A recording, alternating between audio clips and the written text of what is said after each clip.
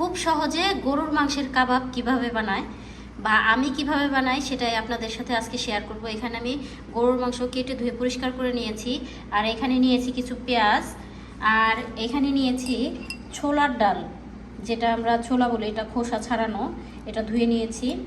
আর এখানে লাগবে কিছু শুকনা মশলা।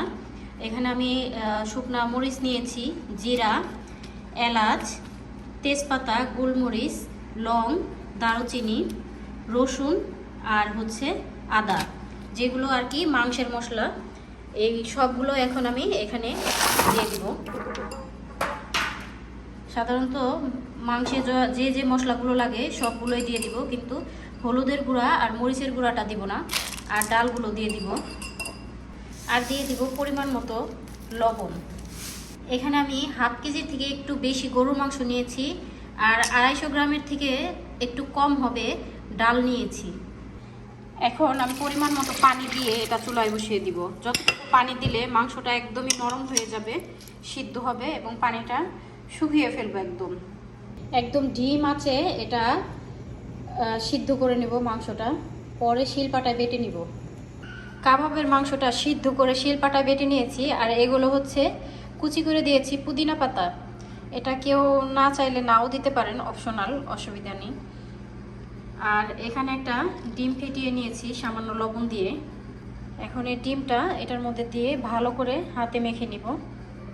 আর এটা বাটার সময় অবশ্যই খেয়াল রাখতে হবে যে আস্ত মশলাগুলো দিয়েছিলাম সেখান থেকে তেজপাতা, দারুচিনি এগুলো ফেলে দিয়ে তারপরে বেটে নিলে হবে। শুকনো মরিচটা দিয়েছিলাম, সেটা সুন্দর করে বেটে নিয়েছি। কালারটা খুবই সুন্দর আসবে কাবাবের। এরপর কিন্তু কাবাবের শেপটা দিয়ে দিব। এখন এভাবে চেপে চেপে সুন্দর করে কাবাবের শেপ দিয়ে নিতে হবে। এরপর গরম তেলে ভাজতে হবে, তাহলে কিন্তু হয়ে যাবে। আমি এক এক করে সবগুলো বানিয়ে নিব। মাংস থেকে ডাল যদি বেশি হয় সেক্ষেত্রে কিন্তু কাবাবগুলো ভাজতে গেলে ফেটে যেতে পারে, তো সেদিকে একটু খেয়াল রাখতে হবে।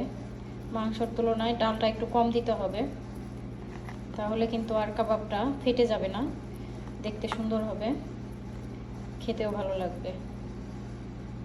এখন আমি কাবাবগুলো ভেজে নিব। মোটামুটি তেলটা গরম হলে দিয়ে দিতে হবে, কড়া গরম হলে কিন্তু আবার উপরটা হবে, ভিতরটা কিন্তু কাঁচা থেকে যাবে। এক পিঠ মোটামুটি ভাজা হলে পরে আবার উল্টে দিব। খুবই সাবধানের সাথে আস্তে আস্তে কাবাবগুলো উল্টে দিতে হবে।